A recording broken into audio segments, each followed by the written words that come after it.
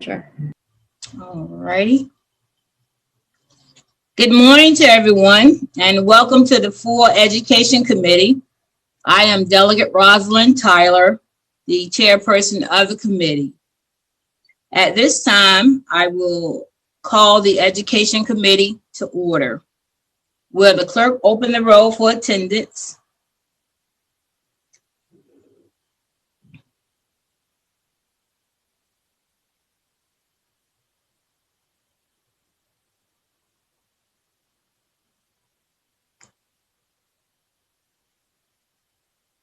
Madam Clerk, will you check the roll? Yes, Madam Chair. Delegate McQuinn. Delegate Keene. Delegate Rasul. Delegate Bourne. Delegate Simmons. I'm here. Delegate Simmons is present. Delegate Wiley. I'm here. Thank you. Delegate Wiley is present. Delegate McQuinn. Delegate Keene. Delegate Bourne. Madam Chair. Thank you. The clerk may close the roll. A quorum is present. At this time, I like to restate, and I like to do this at every committee meeting, the rules for the Education Committee. My subcommittee chairs has allowed testimony and comments in their subcommittee for each bill. Only persons or groups who did not have an opportunity to speak at the subcommittee meetings will be heard in the Full Education Committee. Members of the committee will have an opportunity to ask questions or make comments for at least 2 minutes at the allotted time. And I just want you to know we also have our education experts in the waiting room should you have any technical questions. We do have reps from the Virginia Department of Education, Virginia School Board Association, VEA, and Secretary Connie from the Governor's Office. Just wanted to let you know that they are available should you have any questions. I also want just to remind you that at times there may be some technical issues and our excellent staff will take care of it. Sometimes there may be a technical lag allowing individuals to come from the speaking room. So I just ask you to be patient. Members, I ask you to press the button, the raise the hand icon, or simply wave your hand to get my attention should you have any questions and I don't see you.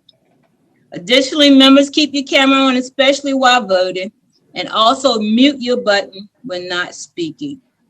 Is Delegate Bagby here? Yes, Madam Chair, I'm here. Delegate Bagby, I think you have one bill to report from your pre-K through 12 subcommittee. Yes, I have one bill, House Bill 2176, patroned by Delegate Torian, and it defines for the purposes of mandatory school board policies relating to abusive work environments, the term abusive conduct, abusive work environment, physical harm, and psychological harm. It was the subcommittee recommended reporting 5.3, and I am told by Delegate Torian that there's a friendly amendment, and so, Madam Chair, if you wouldn't mind calling on my good friend, Delegate Bolivar. Delegate Bolivar. Thank you, Madam Chair. And so this bill is very important because it establishes a minimum expectation in terms of definitions of abusive workplaces, and so it's good to have that standard. The concern is that we do have a couple of school boards who have broader definitions and want to make sure that the policies that they've already fleshed out don't have to go back to the minimum definition. And so the line amendment that we're proposing just makes it clear that nothing in this section would go ahead and overturn what a local school board has put in place, and that they have authority to have a broader scope. And so Delegate Avoli often joins in to make sure that our local school boards have as much flexibility as possible. And so hoping that Delegate Avoli will also see this as a friendly amendment. But if Mr. Bremer can read the line amendment, that would be appreciated. Thank you, Madam Chair. Delegate Bolova just posted it on LIS, and it's a line amendment. After line 40, insert a new subsection D, which would read, nothing in this section shall be construed to limit a school board's authority to adopt policies to prohibit any other type of workplace conduct as the school board deems necessary. May I have a motion to adopt the amendment? So moved. Second. Been motioned and properly second that we adopt the amendment. All in favor, use the voting sign aye. Aye. Nay opposed. The motion is before us. The subcommittee recommendation is to report with the line amendment. May I have a second to the motion? Second. It's been motioned and properly second that we report with the substitute House Bill 2176. The clerk may open the roll. Members may cast their vote. House Bill, the clerk may check the roll first. Delegate McQuinn. Delegate Keane. Delegate Bourne. Aye. Delegate Bourne votes aye. Delegate Simmons. Aye.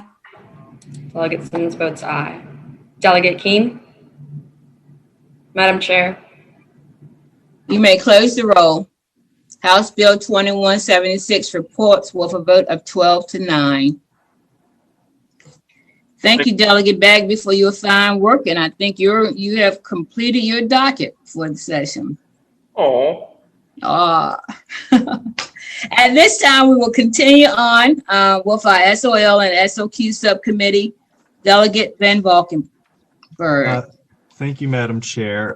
First up is House Bill 1885, patroned by Delegate Simmons. It's a comprehensive review of computer science standards courses and pathways in public schools. It requires the Department of Education to perform a comprehensive review of the ongoing implementation of mandatory computer science standards in elementary and middle schools and the alignment of middle and high school computer science courses and course pathways. The bill requires such review to include recommendations for implementation processes at the local level, profiles of implementation processes that have been successful for school divisions, a description of opportunities for enhanced collaboration with relevant computer science stakeholders to expand computer science education opportunities for all students in the Commonwealth, and for relevant professional development for teachers, and examining methods of data collection annually from local school divisions pertaining to computer science implementation. The bill requires that the DOE prepare a report on its comprehensive review and provide such report to us. The subcommittee recommended reporting 8-0, and I so move. Are there any questions from the committee? Madam Clerk, is there anybody in the waiting room to speak for or against the bill?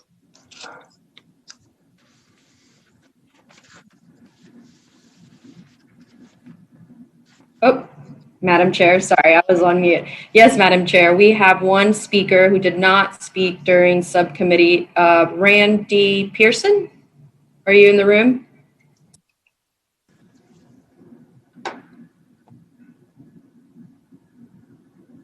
Randy, can you hear us?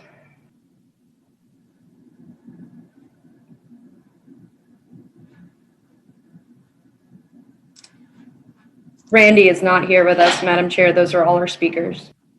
Thank you. We have a motion to report. Is there a second? Second. Second, Madam Chair. It's been motioned and properly second that we report House Bill 1885. The clerk may open the roll. Members may cast their vote.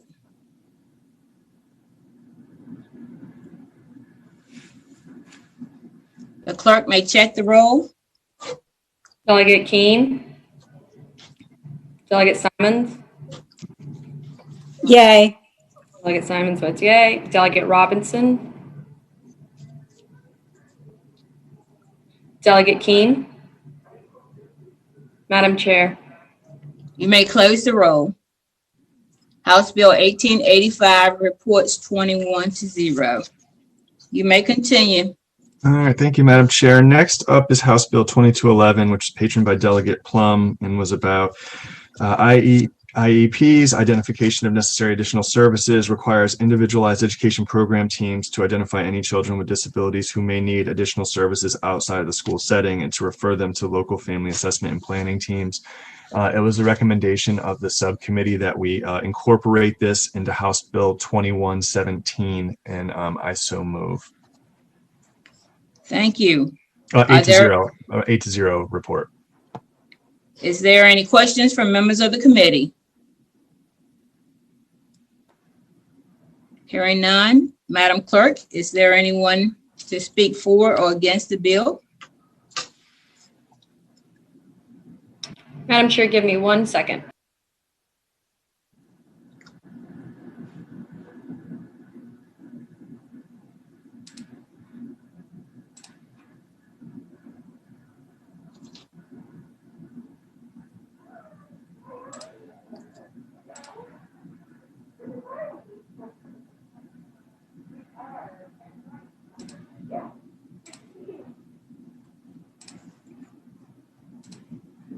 Madam Chair. Yes, Delegate McQueen. yes, Madam Chair, while they're waiting, can I ask a question about House Bill 2211? Fire hose. Yes, you may. Thank you, Madam Chair. I wanted to ask He's coming over here shortly. Delegate Valkenberg, in terms of the expansion of services outside of the school setting, does that mean recreational or just educational services that will be extended to these students? Well, and then to what degree and to what cost? Does it matter or at all cost? You're talking about Delegate Plum? I'm sorry, Yes, Madam Chair. yes. I know it's going to be incorporated into your bill, but does your bill address in terms of the expansion of services and what kind of services are they? If it's just educational, or also includes recreational, therapeutic, or whatnot. So this was one of Delegate Plum's bill was one of the recommendations that came out of the JLARC CSA report. Okay.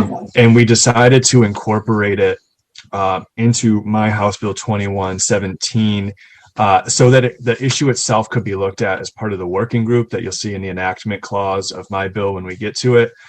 And the reason for that is there was a kind of a little hesitation on kind of two fronts. One was there's this kind of mandatory reporting mechanism for IEP teams and kind of what that meant for them. And then on the other end was the cost, because you seemingly could be putting a lot of students in the pipeline for these additional services. And we know that as part of the kind of CSA report, right, they recommend, for instance, giving, allowing public schools to access CSA funds. But in the JLARC report itself, and as you'll see when we get to my bill, right, there's a little bit of a hesitation to do that right away because we need to make sure we put the proper guardrails on it and we make sure that we're responsible in the way we do it. And so kind of for all those reasons, we decided to incorporate his bill in with his approval to kind of start the process working and to kind of bring that into the kind of longer term transition, if all of that makes sense. Okay, thank you. And so I guess, Madam Chair, that we'll hear more about how it's going. Well, you just sort of described it, but additional information is when we get to your 2117 in reference to. Okay, all right, great. Thank you. Thank you. Thank you, Madam Chair. Madam Clerk, do we Madam have Chair. anybody? No, Madam Chair, we do not have any speakers signed up for this bill. Thank you. Ryan, for this particular bill, do we need to take action to incorporate 2117 into 2211? Yes, Madam Chair. Okay. May I have a motion first to incorporate House Bill 2117 into House Bill 2211? Flip that, Madam Chair. To incorporate House Bill 2211, I would so move to incorporate House Bill 2211 into House Bill 2117. Thank you. Second. So moved. It's been motioned and properly second. All in favor, use the voting sign aye. Aye. Aye. All opposed? Motion is carried. Delegate Van Valkenburg. All right, that brings us to my House Bill 2117. Madam Chair, give me 1 second. I actually opened the vote. I'm going to close this and not save this vote. It was a voice vote. Yes.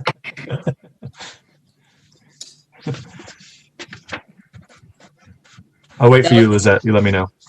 All right. Madam Chair, which bill would we like to? 2117. Okay. Thank you. All right, so House Bill 2117 was patroned by me. We recommended reporting with substitute 70, so I guess I'll move the substitute first. It's been motioned and properly second that we accept the substitute. All in favor, use the voting sign aye. Aye. Nay opposed, motion is carried. So we recommended reporting, but I want to note at the top, in case I forget, that we need to report and refer if we look on this favorably at the end of this, unless Ryan or Lizette has heard differently in the last 12 hours. Okay, so report and refer is the right move. So this is in relation to the Child Services Act and the JLARC study. And this bill does a couple things. And so I'm just going to kind of walk through the JLARC report, kind of what the bill does, and then I'll note some of the kind of concerns so that you can have both sides, and then we can kind of go from there.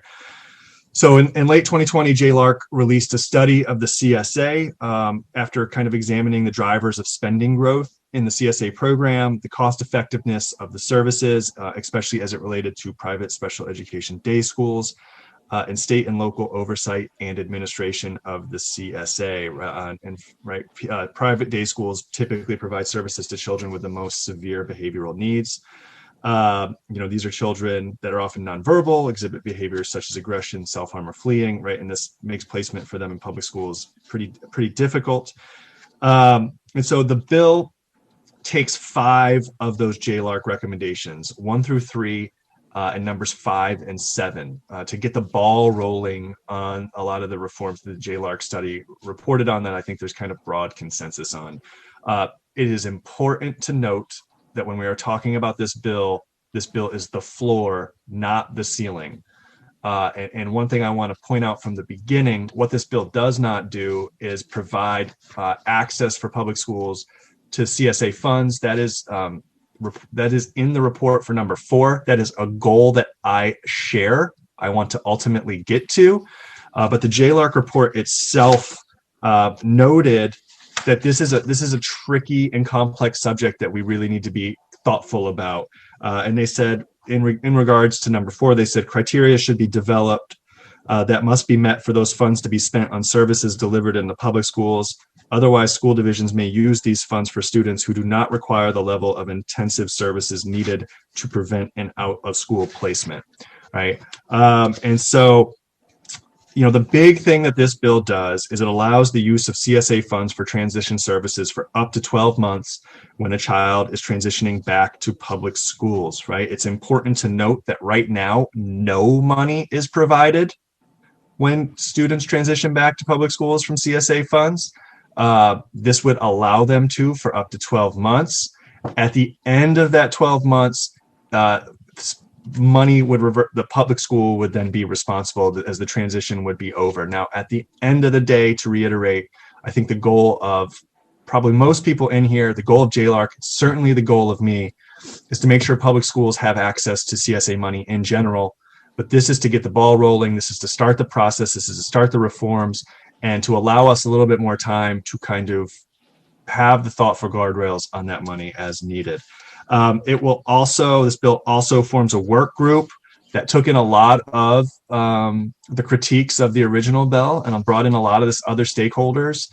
For instance, Roanoke City brought in some other people who were concerned about the limitations of the bill. To address a couple things, the work group will look at transitioning oversight of the private day schools from OCS to DOE. We'll look at some of these kind of funding models like Roanoke. It will look at the feasibility of other models to provide services for children with less severe disabilities. This bill also standardizes reporting of data and requires licensure at private day schools. If we like, I can go through the substitute language as well. It clarifies licensing language that came from VML and VACO, that they thought it might have only suggested that only private programs get CSA funds. That was not our goal. Lines 47 through 9 removes the word best. It was kind of an unintentional editorializing. We wanted to make sure that we were not trying to tip the scale to private day schools, because that was certainly not the intent. Line 52 clarifies that the transition services would receive some sufficient funding. Lines 96 through 101 moves the definition of transitional services to a definition section, because transition services is kind of used in multiple ways in the educational world. Lines 130 through 139 adds a non-inclusive list of who would participate in the work group. It's part of the enactment clause. Lines 146 through 149 add a review of different models of delivery of private day service, including the Stafford and Roanoke models. To be above board, not everybody's on board with this bill. Folks, particularly from ARC, do not like the 12-month cap on transitional services. I am certainly sympathetic to that. I think the ARC and I share the same end goal, for sure. I think we've tried to work with them to incorporate some of their complaints particularly into the enactment clause. But we do, I think the differences of opinion are on how fast the transition goes. And so with that, we recommended reporting with substitute. The recommendation would be to report and refer with substitute. I would move at the appropriate time to do that, but of course I will be glad to take any questions the committee has. Madam Chair. Delegate Avoli. Thank you, Madam Chair. Speaking to the bill, Delegate Van Valkenburg, it is a step in the right direction. I will support the bill wholeheartedly. However, as conversations go, I would hope that the study group will understand that when these children do come back to the public setting, that 12-month cap, the magical 12-month cap, may not be sufficient. And as the study group moves forward, I would hope that it would take under consideration the money flowing, additional money flowing, based simply on the IEP. Some children may not need the money, which is wonderful. They've been transitioned well. If some need modifications, if some need $100 or $200 or $1,000, $3,000, I think the IEP should dictate that. But to say that there's no funding following this act may do a harm to the child as well as the school division. So, but again, I'm supportive of the bill. It is the first step in the right direction. Thank you, Madam Chair. And Madam Chair, if I may, can I? Delegate Van Valkenburg. Thanks. I would just echo Delegate Avoli's comments about the work group and second those and thank him for those comments. I would note that at the 12-month period, it would be incumbent on the public school to provide those services so the money doesn't just dry up. So I want to make that clear. And I think and Delegate Avoli and I talked about this, but I think it's worth telling everybody, right? I think two of the concerns are, can public schools handle some of these children in the short term? And if they don't have the programs in place when that transition period is over, well, that's problematic unto itself. But also we want to be very conscientious about these CSA dollars. They are some sufficient. And I think the kind of quote from the JLARC report that I mentioned is kind of a really important guiding principle as we move forward. Although having said that, I'll revert back to where I started, which is I would just amend Delegate Avoli's proposal to the working group. Thank you. Madam Clerk, is there anyone to speak for or against House Bill 2117? Yes, Madam Chair. We have Teresa Champion. Teresa? Good morning. I'm Teresa Champion with the Virginia Autism Project. I did speak in the subcommittee. I will be very brief just to say we do support the substitute and thank the delegate very much for his sponsorship of this bill. We're a nonprofit who supports this bill, and we do see the concerns, but everything in Richmond I've learned over the years is incremental. So this is a first step and a very important first step. Thank you. Thank you.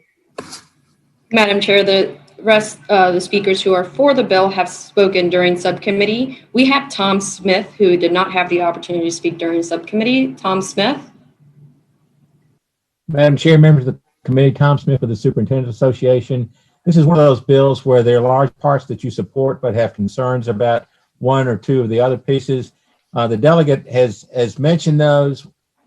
Prevention is one of the ones that we have concerned about.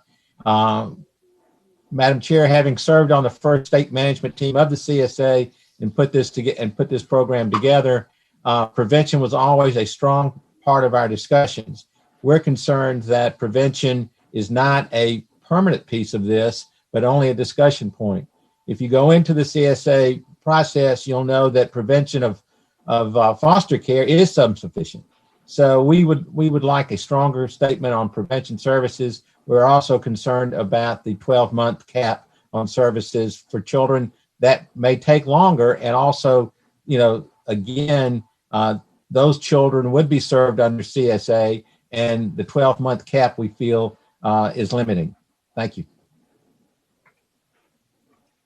Thank you. Is there another? Madam Chair, those are all our speakers. Thank you. We have a motion to report with the substitute and refer to appropriations. May I have a second? Second. Been motion and properly second that we report 2117 with this substitute and refer to appropriations. Madam Clerk, you may open the roll.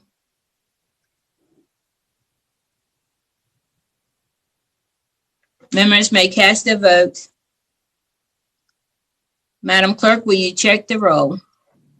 Delegate Keene. Delegate Simons. Yay. Delegate Simons votes yay. Delegate Robinson. Madam Chair. Thank you.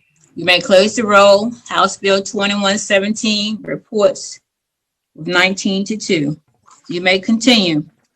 All right, thank you, Madam Chair. Next up is House Bill 2238, patroned by Delegate Corey, which we recommended reporting 8-0, and is about licensed private schools for students with disabilities and accreditation. It directs the Board of Education to require, pursuant to regulation, any private school for students with disabilities that is licensed by the board as a condition for renewal of its initial license to operate, to obtain accreditation from an accrediting agency recognized by the Virginia Council for Private Education within 3 years of the issuance of its initial triennial license by the board. The bill provides that, notwithstanding the foregoing requirement, any private school for students with disabilities that is licensed to operate by the board as of July 1, 2021 shall obtain accreditation from an accrediting agency recognized by the Virginia Council for Private Education no later than July 1, 2024. And so I would move that we report 8-0, or I would move that we report House Bill 2238. Thank you. Are there any questions from the committee members? Hearing none, Madam Clerk, is there anyone to speak for or against the bill? Madam Chair, we have one speaker, Leslie Sales.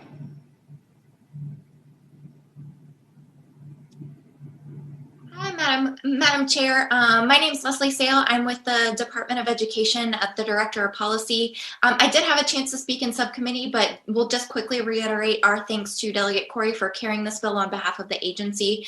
And we think this will be an important tool in our toolbox for making sure our private schools that serve students with disabilities are held accountable consistently and taking into account student outcomes as well as health and safety. Thank you.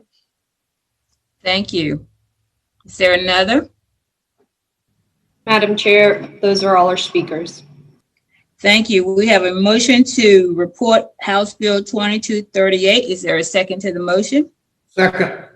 It's been motion and properly second that we report House Bill 2238. Madam Clerk, you may open the roll.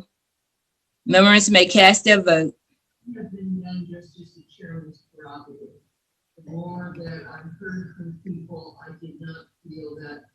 Madam Clerk, will you check the roll? Delegate Keen, Delegate Simons, Yay. Delegate Simons votes yay. Madam Chair. You may close the roll. House Bill 2238 reports with a vote of 20-1. Delegate Van Valkenburg.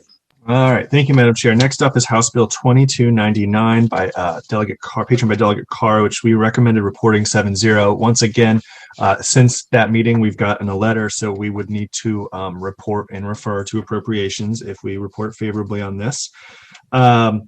And so House Bill 2299 is some of the recommendations from the JLARC study as it related to special education. It takes, I believe, 5 of those components. It requires the DOE to, 1, provide training and guidance documents to local school divisions on the development of IEPs for children with disabilities. 2, develop a training module for each individual who participates in an IEP meeting with the exception of parents.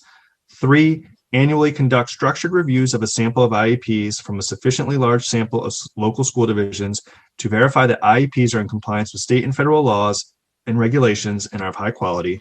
4, develop and maintain a statewide plan for improving A, its ongoing oversight of local practices related to transition planning and services for children with disabilities, and B, technical assistance and guidance provided for post-secondary transition planning and services for children with disabilities. And then 5, develop and maintain a statewide strategic plan for recruiting and retaining special education teachers. And 6, A, conduct a one-time targeted review of the transition sections of a random sample of students' IEPs in each local division.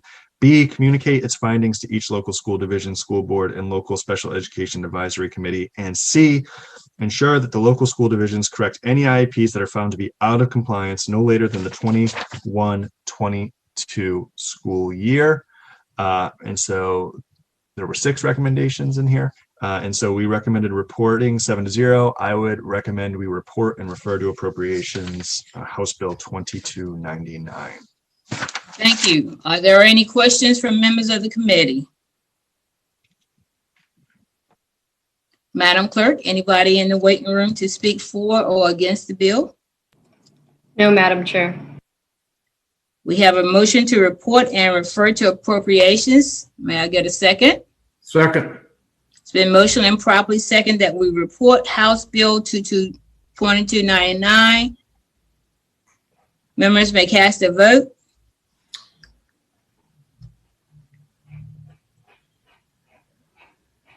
House Bill 2290. Madam Clerk, will you check the roll? Delegate Keen, Delegate Simons, Yay. Delegate Simons votes yay. Madam Chair. You may close the roll. House Bill is reported and referred to appropriation with a vote of 21-0. You may continue. Thank you, Madam Chair. Madam Chair, last up is your bill, 2305, which sets guidance on the governance of academic governor schools. It does 3 things. It requires the Board of Education to issue guidance on the governance of academic year governor schools, including communication and outreach practices, admissions policies, and guidelines on diversity, equity, and inclusion training. The bill requires such guidance to focus on the importance of increasing access to governor schools for historically underserved students and to include best practices on 1, conducting information sessions about the school and the availability of gifted advanced and specialty education program opportunities for feeder public middle schools. 2, strengthening the student pipeline in feeder public middle schools, prioritizing the most underserved and underrepresented students in public middle schools. And 3, conducting programs related to and evaluations of diversity, equity, and inclusion. The bill requires the Board of Education in developing such guidance to collaborate with relevant stakeholders representing the geographical areas served by the regional governor schools, regional governor school boards, and governor school directors. Before I close this, I would note, Madam Chair, that the bill changed a lot, and I want to make sure that we're rooting our conversation in what the bill does. The bill is guidance about creating a pipeline to governor schools and creating kind of best practices to ensure that all students have access to getting to a governor school. I think some of the conversation on Monday didn't reflect that. And so I just want to make sure that everybody is aware that that's what this bill does, is it asks the state to create some guidance. I would also just note that we had a pretty robust conversation on this for 45 minutes on Monday. And kind of in the hubbub of that, we did accidentally leave some witnesses. We mistakenly didn't get to them. And I do want to make sure that we allow those folks to have time, because it was certainly not intentional. I do want to note that both sides were able to kind of reflect their views in the back and forth, but we certainly did not mean to leave anybody out. And so I hope the committee will be indulgent and allow those folks to testify, because I think our subcommittee in general, I think people will reflect that we try to have every view come out. And so I hope nobody thinks it was with malice. And so with that, Madam Speaker, we recommended reporting with amendments 5.3. I suppose I should move the amendments before we open it up for conversation. Okay. At this time, since this is my piece of legislation, I am going to turn it over to my vice chair to preside, and Delegate Elizabeth Guzman. Thank you, Madam Chair. We have a motion to Delegate Van Valkenburg. It's proposing an amendment. Do I have a second? Second, Madam Chair. Seconded by Delegate Cole. Are we anything else that would like to be added by Mr. Chairman? We just need to move those amendments before we let folks speak to it. So all those in favor, say aye. Aye. Aye. In opposition? Okay, being none, the amendments have been adopted. Delegate Van Valkenburg. So if the clerk, I guess we'll just start letting people in. I know folks who were here on Monday and did not get a chance to speak are so in there. could you tell us? Sure. Could you please, Delegate Van Valkenburg, tell us the vote count from the subcommittee, please, before we listen to the audience? Sure. Yeah, we reported 5-3. All right. And if the clerk could please ensure that if the clerk could please just ensure the folks who did not get a chance on Monday are able to speak, because I think that's particularly important. Yes, we got it. Right. Madam Clerk, we are going to limit each speaker to 2 minutes. I understand that there is quite a few speakers that have signed up for this, with the caution that there are some speakers that are already participating in the subcommittee. So anybody that is new, we're going to allow 2 minutes for each side. So Madam Clerk, could you start calling the first person who signed up? Yes, Madam Chair. Our first speaker is Ursa Noami. My name is Asra Nomani, and what just happened to me on Monday is exemplary, and it just captures exactly what's going on regarding this debate over Thomas Jefferson High School for Science and Technology. My son is a senior there. I am an immigrant from India. I'm a Muslim. I am a single mother. I was silenced on Monday, and I want to ground our conversation today on the words of President Joe Biden. He said yesterday, "Today, I'm directing federal agencies to combat the resurgence of xenophobia, particularly against Asian Americans. This is unacceptable and it's un-American. Each one of you has participated in this xenophobia against Asian Americans, though Asian Americans that are predominantly our students and families at Thomas Jefferson High School. You have silenced us. You did not have fairness on Monday. I was not permitted to come out of the waiting room to speak, and that exactly captures how we have been silenced. You have not listened to the stakeholders. Each one of you should be ashamed. This legislation is a Trojan horse for an attack on Asian American students, particularly students from India and China. Atif Karni from Pakistan has taken a targeted attack on Indians. You have a lobbying group, TJ Alumni Action Group, who have quietly and secretively lobbied for this legislation. Don't pretend that this new legislation is anything but the Trojan horse of xenophobia. If you vote for this legislation, you're voting for xenophobia. You're voting for an attack on Asian American students and families. You're using Black and Hispanic students to take a targeted hit on Asian Americans. And this is un-American. I came as a little girl from India. I didn't speak English. Nancy Drew taught me English. And you all denied me my voice on Monday, and you are denying parents all across the Commonwealth our voices. You cannot vote for this bill. If you vote for this bill, you are choosing xenophobia. 2 minutes. Thank you. Madam Clerk, could you please bring the next speaker? Madam Chair, our next speaker is Harry Jackson. Harry. Good morning, and thank you everyone for having me speak. My name is Harry Jackson. I'm a parent of a freshman at TJ. I'm also a parent of a 7th grader looking to be admitted to TJ, and I would strongly encourage you not to vote for this legislation.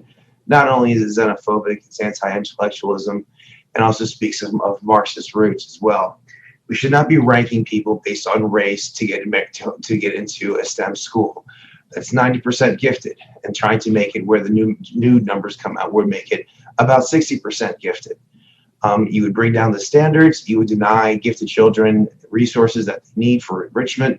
My daughter being one of them. Myself, I'm African American. These are African American children that you are going to be marginalizing and denying them opportunity to get access to the school, which is rooted into pipeline access into afternoon STEM programs that haven't been funded or have been funded by a public partnership program, but haven't been designed towards STEM enrichment rather than STEM interest.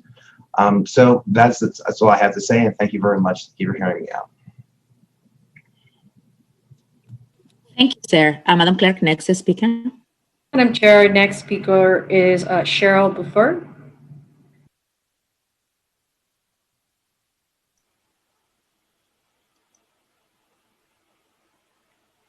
Good morning, and thank you for the opportunity to speak with you.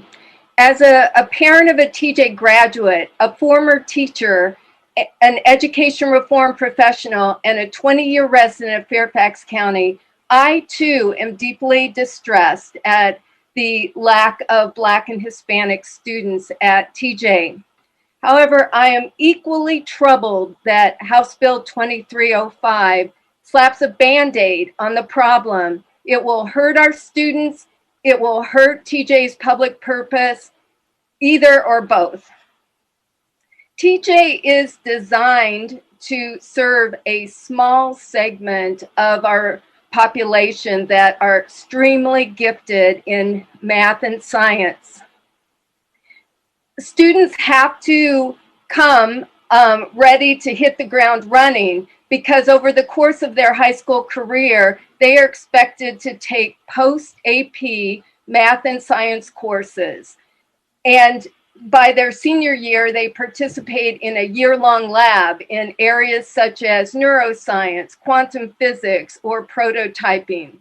Students spend their free time. These are students that love math and science. They spend their free time on teams for academic Olympiads and have brought home prestigious awards.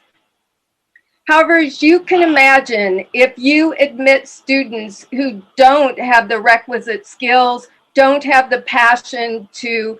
30 seconds. Excuse me? You may For continue. this very rigorous math and science program, they will be lost. They'll be overwhelmed and very lonely. So all of the attention has focused on this horrible test. But did you know that the test has not always been a barrier to enrollment?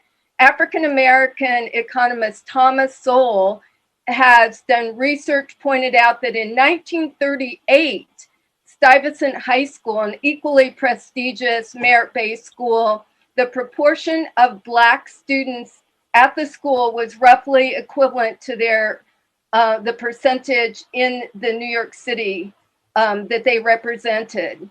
And unfortunately, public systems have lost their way over time, so that by 1979, the percentage of Blacks at Stuyvesant was 12.9%. In 1995, it was roughly 4.9%. And tragically, by 2020, it was only 1.1%. What has happened we have got to redouble our efforts and serve our Black and Hispanic students well, so that we actually build a pipeline of qualified students, so that when they are admitted to TJ and schools like TJ, that they can flourish. Ma'am, Yes. Excuse me, we allow 2 minutes per speaker, and you pass way over your time. If you can just provide us with closing remarks, we need to move into the next speaker, please. Okay. Well, in summary, there are creative solutions to building a pipeline of qualified African American and Hispanic students without destroying the race-neutral academic standards that are now at the core of the TJ admission process. And our community, our students deserve our attention to this. Thank you. Madam Chair, Yes. can I ask that witness Delegate a Barn. question? Can I ask that Sure. witness a clarifying question, please? Sure, Delegate Barn. My question would be just to clarify kind of what she said. She said there are ways to support or have opportunities for Black and Latino students while protecting what's special about TJ. And I just wonder whether or not she would agree that that sounds an awful like separate but equal. And I can't understand the testimony, and we're doing all these verbal gymnastics to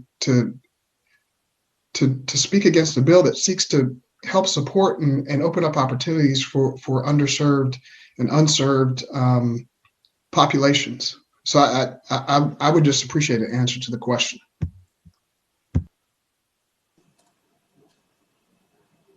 No, I am not in favor of separate but equal. I am in favor of providing resources and support to students who have been underrepresented.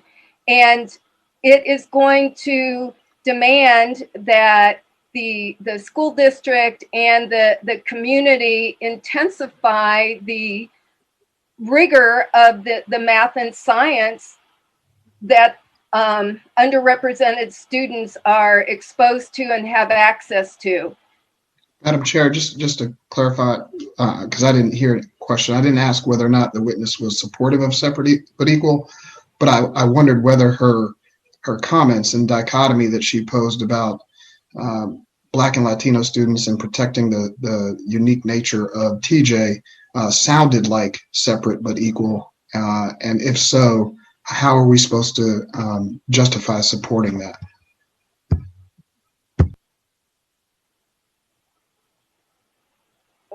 It's not separate but equal to expect all students to be admitted on the same race-neutral criteria. So what we need to do is redouble our efforts so that all students who are interested in attending TJ are prepared to do so.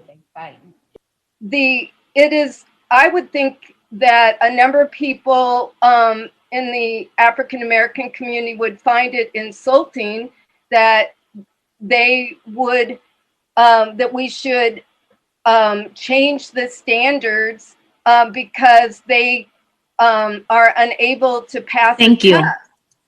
Thank you. It's thank you, ma'am. Can we go to the next speaker, please, Madam Clerk? And it's because they can't pass. Right. Madam Chair, our next speaker. They don't have information, so they. Madam Chair, our next speaker is Secretary of Education. Secretary? Yes. Hi.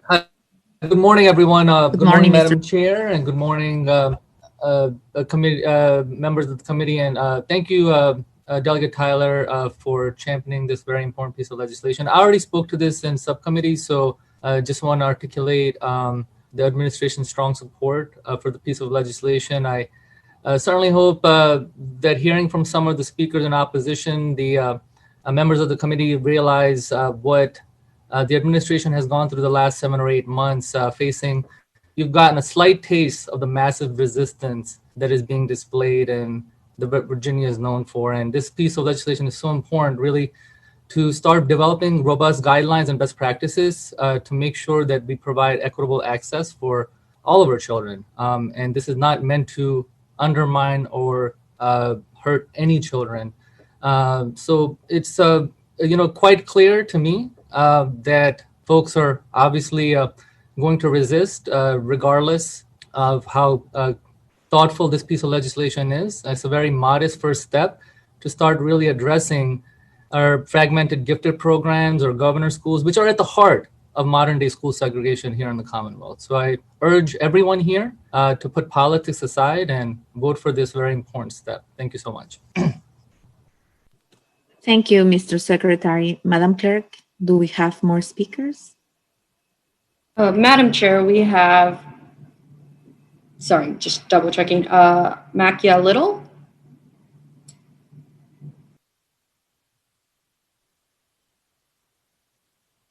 Good morning, delegates. I am Makia Renee Little, president of the TJ Alumni Action Group and co-author of the Richmond Times Dispatch's Governor Schools Reform and Overdue Course Correction op-ed. I have been engaged in this conversation for a full year now, and it is clear that there is much disagreement about how to govern Virginia's governor schools. So instead of going back and forth, I'd like to focus on that which I believe we can all agree. I believe we can all agree that no one race, ethnic, or socioeconomic group has a monopoly on intelligence or giftedness. I believe we can also agree that many of our governor schools do not represent the communities they serve. We can also agree that governor schools are public institutions and therefore public resources that should be accessible to all equitably, and that as they receive additional funding from the state level, there should be state level governance that ensures equity. A vote against this bill is a vote for the status quo. A vote against this bill is an indication that you are absolutely comfortable leaving talented groups of students out of the Commonwealth's best educational opportunities. This bill is about building a plan to strengthen the pipeline, ensure information is shared where it currently is not, and to foster a more inclusive and welcoming environment for all students who attend these public institutions. Who can be against that? I urge you to agree that it is time for equity and access to educational opportunities in the Commonwealth, and vote in favor of House Bill 2305. Thank you. Thank you. Madam Clerk, do we have more speakers? Madam Chair, those are all our speakers. Thank you. Do we have, thank you, Madam Clerk. Do we have any questions from members of the committee to the patron? Oh, okay. Let me see. Here, according to my screen, Delegate Von Valkenburg. Thank you, Madam Chair. I just want to once again reset our conversation about this because I want to really stress what this bill does and what this bill doesn't do. Can somebody please mute? So this bill is state guidance suggesting ways to ensure equal access on the pipeline side. I think we need to hold two things in our head at the same time. One is the mission of a governor's school, right? And I believe, maybe everybody on this committee doesn't, but I believe we should do everything we can to ensure that those governor's schools keep that mission, that they are a place of excellence, they're a place of gifted students. That's what they were created for. I know some people don't like them at all. Some people might want to change that. That is my personal belief. That is one piece of that.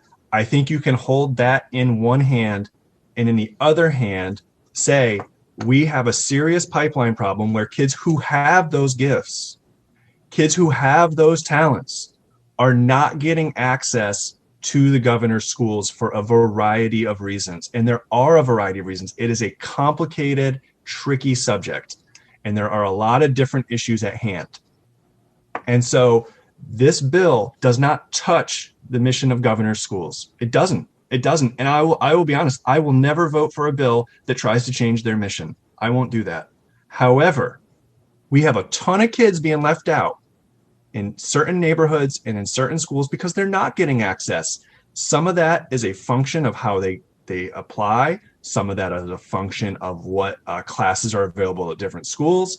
Some of that is, it's a lot of different things.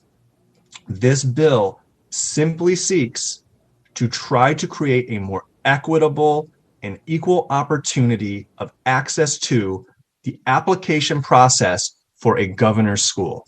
It is the lowest hanging fruit for ensuring all of our kids can have an opportunity to show their talents. It is not, as some speakers suggested, an attempt to water down the mission. It is not, as some speakers suggested, a way of ensuring other kids don't have access. It is not, as some speakers suggested, getting rid of some race-neutral thing.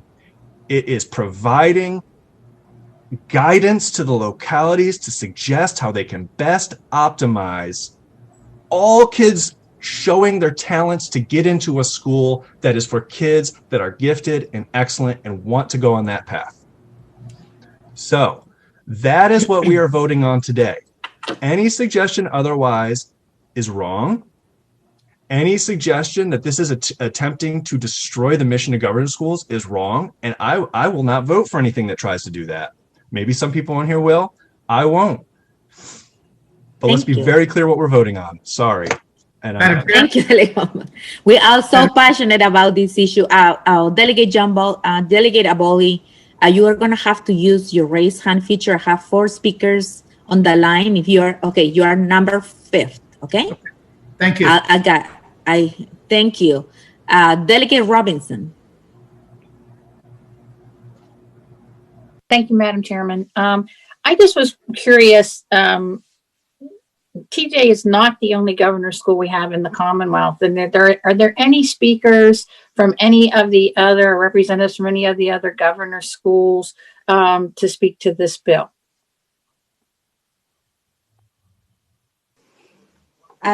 Delegate Robinson, what I could say in the meantime, while the clerk is looking for that information, I was myself and many members of this committee were part of the conversation on the work group throughout the year.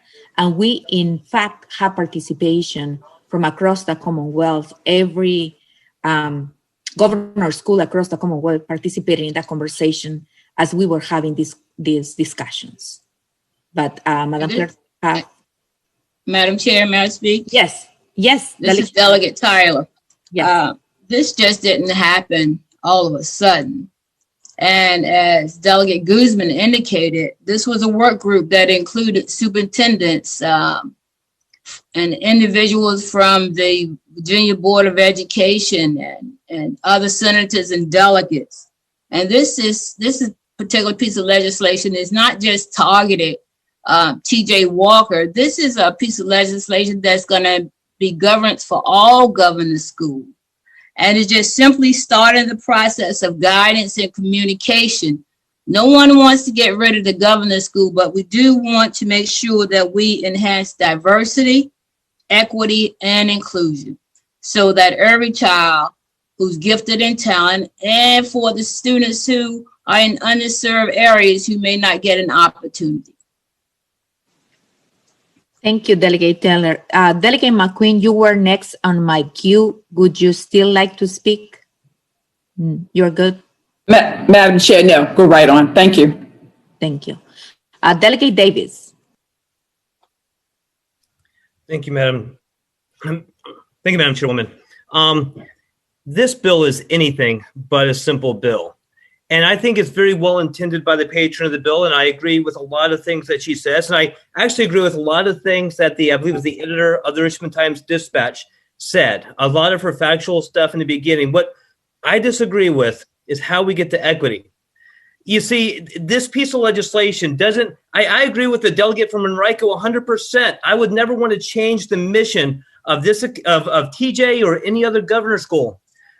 But you have to read between the lines. Words have meanings.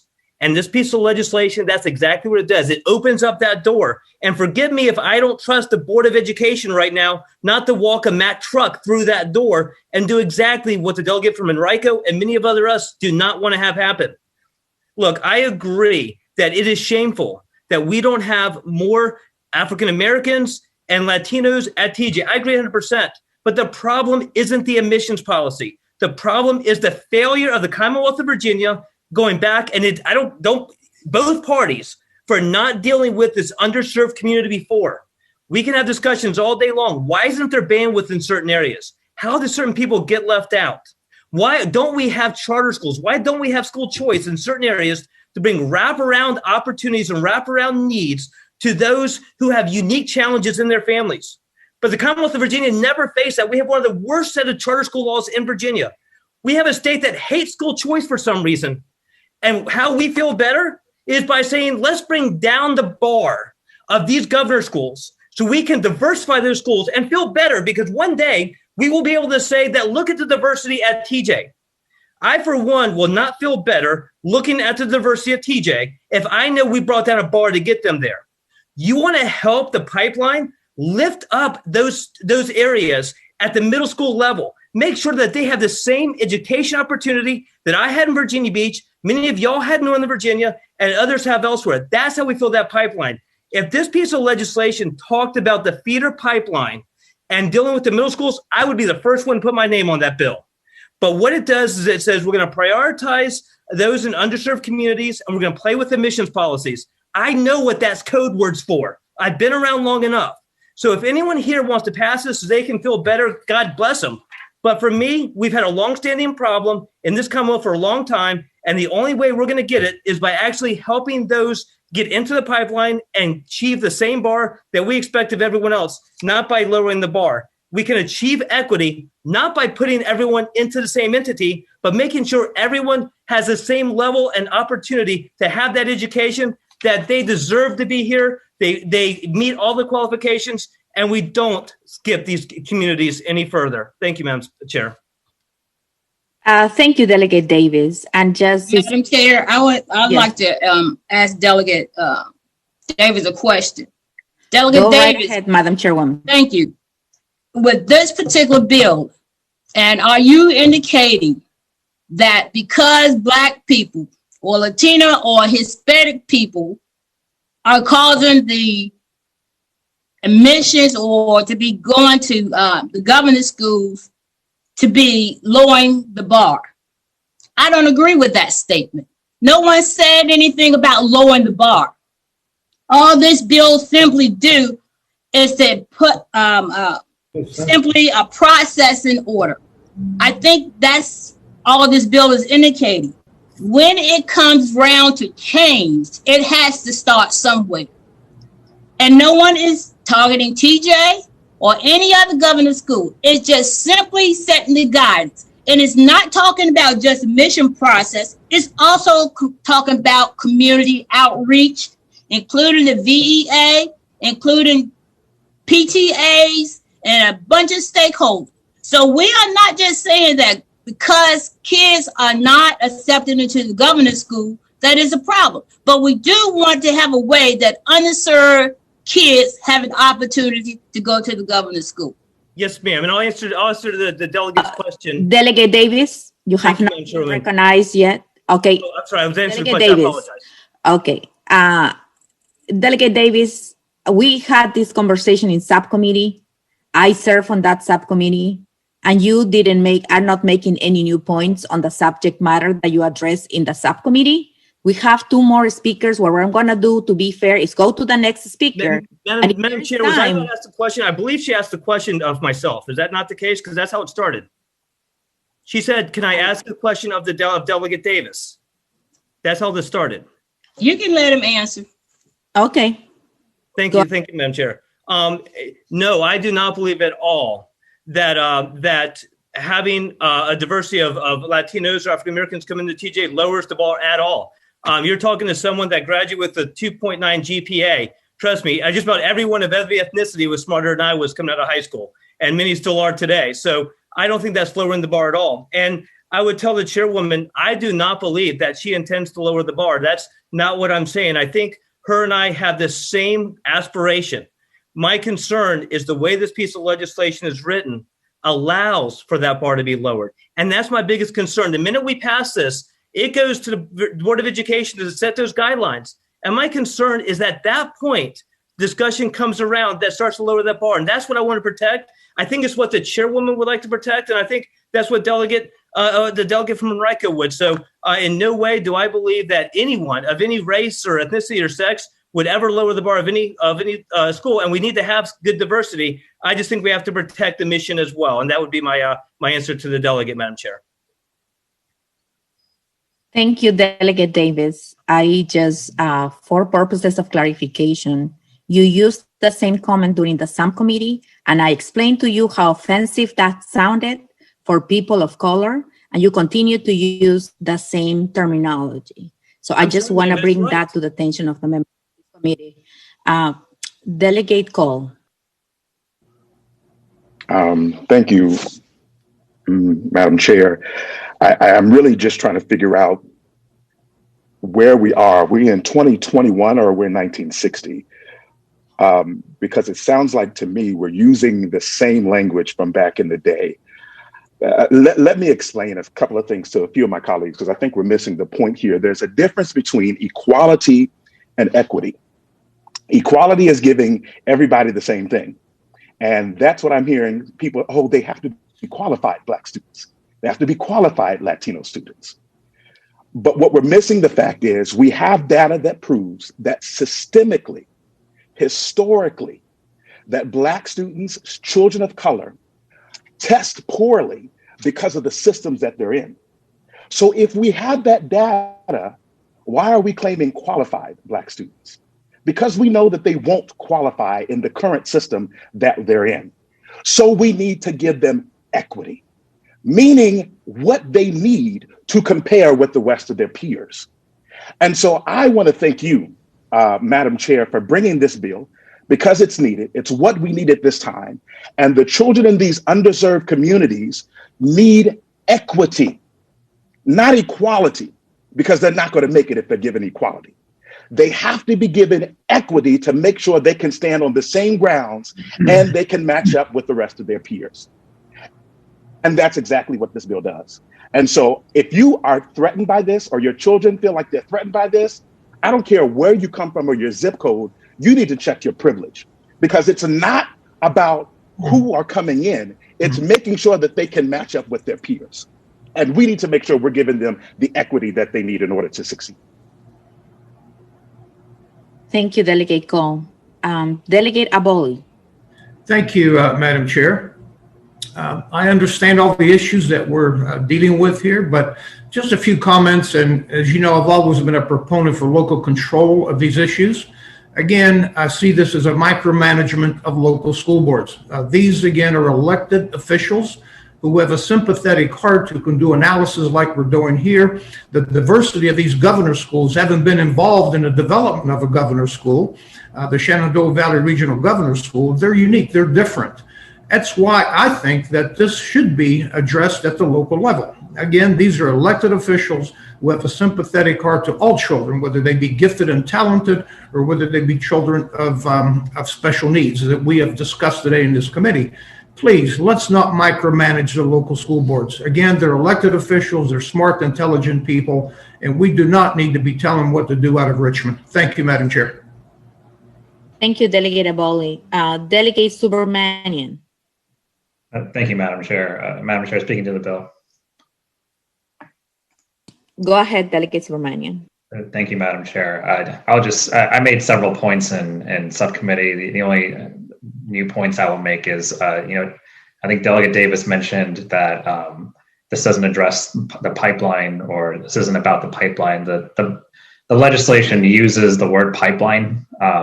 The bill also says the guidance shall focus on 3 points, and all of those are related to pipeline. I represent Ashburn and Sterling. Sterling Middle School doesn't get many kids into TJ, and the reason why is because a lot of the kids don't even know. There are a lot of really gifted kids there that just don't know about TJ or the admissions process, and a lot of these outreach programs will help kids there. Whereas, I live next to Stonehill Middle School, they get 20 kids every year, and it's because from the 6th grade they are hammered. They get advanced programs. They get they get after school and weekend programs that help them with the tests, and that's okay. But what the point of this bill is. Let's try to give the kids at Sterling Middle School as well a chance. The second thing I'll say is there's a point made about this being anti-Asian, anti-Indian American, and that could be further from the truth. I just ask that folks who feel that way read this bill again. I associate myself with Delegate Cole's comments, and I'm kind of disappointed by some of that rhetoric, to be frank.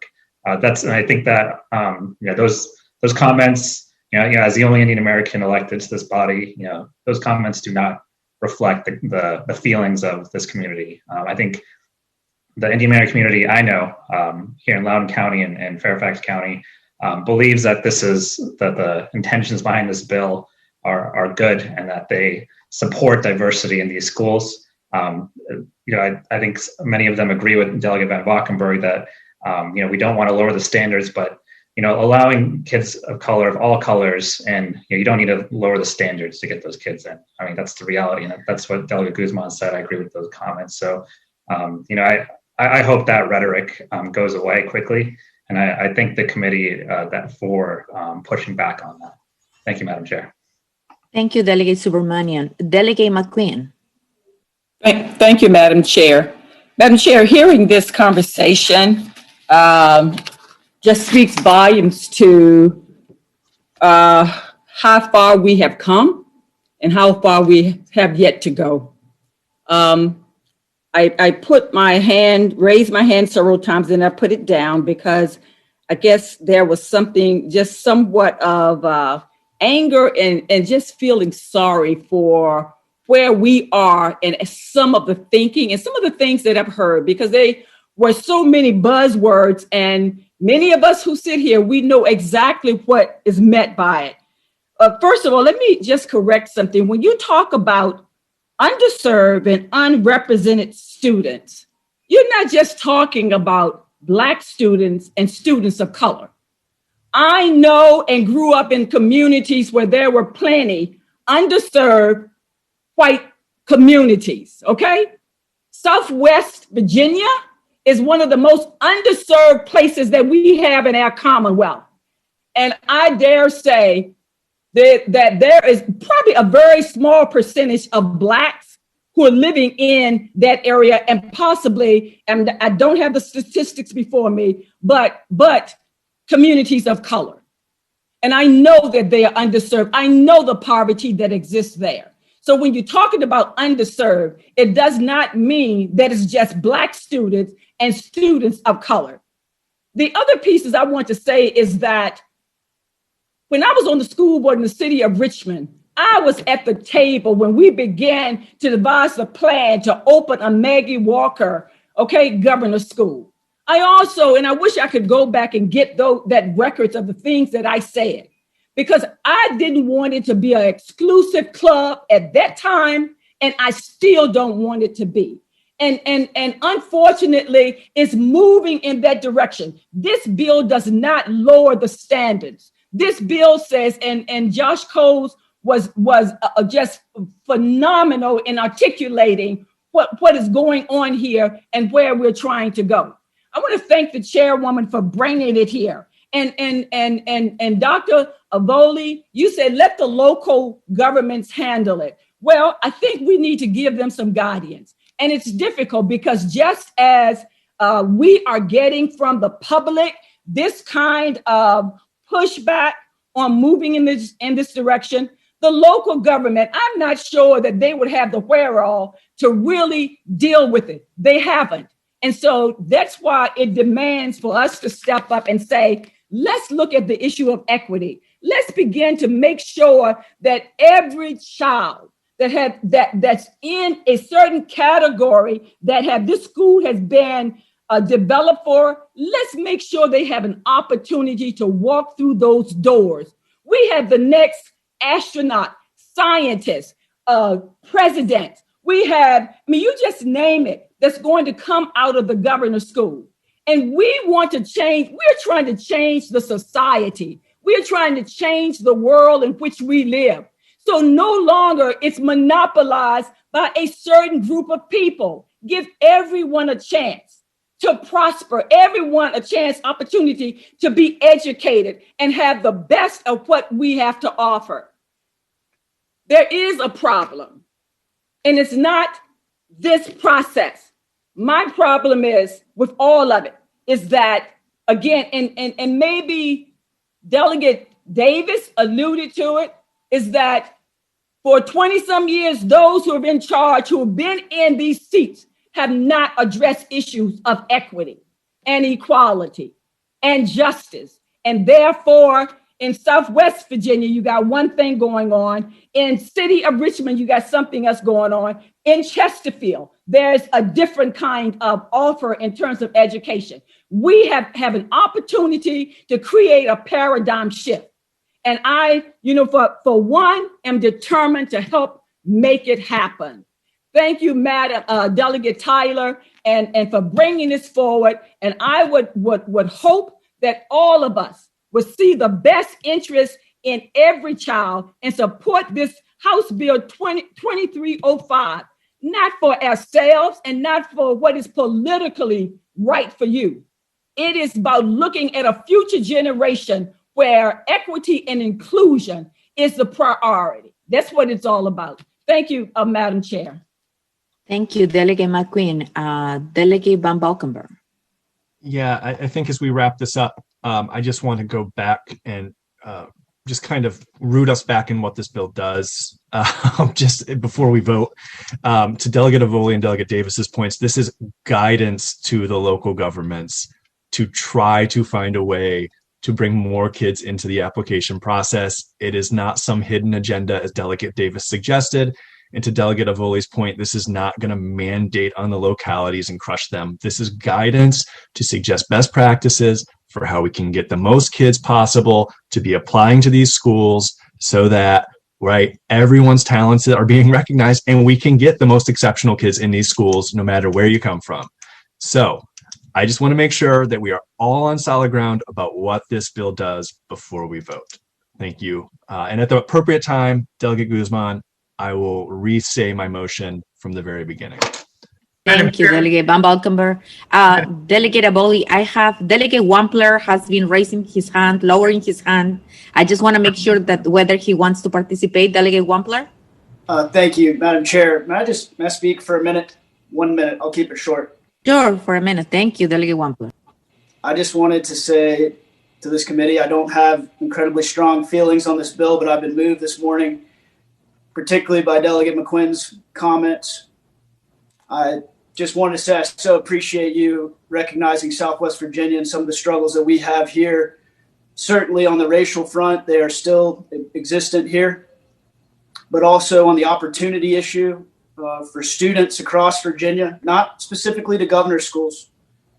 One of the issues that we have here that I've been wanting to talk to the committee about at the right time and just hadn't had the time to do it is access to broadband. With the virtual gap that we have in Southwest Virginia, I have some of the counties in my district, 46% of the family homes in the district don't have internet. I know it's not squarely addressing governor schools, but I just wanted to say this is something that as everyone works to have gaps and deficiencies in access and equality in education, this is something I hope that the committee and us as members of the House can come together on. It doesn't have to be filled with animosity, but passion is seen and I see it and I welcome it, and just wanted to thank the delegate for recognizing some of the challenges that we have here. I'm always committed to working with you towards your mission and the Commonwealth's mission to increase access and equality for our students. Just thank you for that, Madam Chair, and Delegate McQueen especially. Thank you. Thank you, Delegate Wampler. Delegate Avoli, and then after that, Delegate Van Valkenburg will be ready for a motion. Yeah, thank you, Madam Chair. Very briefly, Delegate Cole, I love your comments. Delegate McQueen, your passion, I agree with 100%. This question goes to Delegate Van Valkenburg. Explain to me what guardians means. It seems to me, and I may be totally wrong, and correct me, and I will accept the correction. Is this a TJ issue, or is this a statewide issue? Number one. And number two, explain to me what guardians means. If my region here, the Shenandoah Valley Regional Governor School, does not have issues, none of these things have surfaced, what guidance are you going to offer, or are there any mandated opportunities here that you will impose on my local school board here? Sure. Madam Chair, Delegate Avoli, to your first question, this bill as it's written, right, applies Commonwealth-wide, so it's not a TJ specific issue or a Maggie Walker specific issue to your first point. To your second point, it's guidance on kind of best practices to help localities, right, in these kind of three areas, right? So, once again, bullet point 1, conducting information sessions, and I'm shortening this. Number 2, strengthening the student pipeline in feeder public schools, and 3, conducting programs related to and evaluations of diversity, equity, inclusion. Right. So if you're local, I don't know anything about that local governor's school, but if the localities choose to ignore it, they choose to ignore it. This is helping create systems and helping create best practices so these localities can better reflect their whole community. And so it's not going to be mandating that they really do anything. Thank you, Delegate Van Valkenburg. Any closing remarks by the patron? Madam Chair. Woman? Oh, Delegate Simons. Yeah, I can actually help answer that question because I was the chair of the board of a regional education center that had a governor's school. And in our case, we ask that every governor's school reach out to gifted students at all of the schools and have information sessions. And then we also made sure that they were offering advanced math to all the students in the elementary and middle school so that there's a pipeline. So I just wanted to mention that to Delegate Avoli because it was really an outreach effort to make sure that all the schools had that pathway for students to study advanced subject matters. So thanks. Thank you, Delegate Simons. Delegate Tyler, would you like the floor for any closing remarks? No, Madam Speaker. You may call for the vote. Thank you, Madam Chairwoman. Delegate Van Valkenburg. All right. So the subcommittee reported with amendments. We already moved the amendments. So the recommendation would be to report with amendments House Bill 2305. And I so move. Second, Madam Chair. Thank you. The bill has been moved by Delegate Van Valkenburg and seconded by Delegate Cole. Madam Clerk, please open the roll.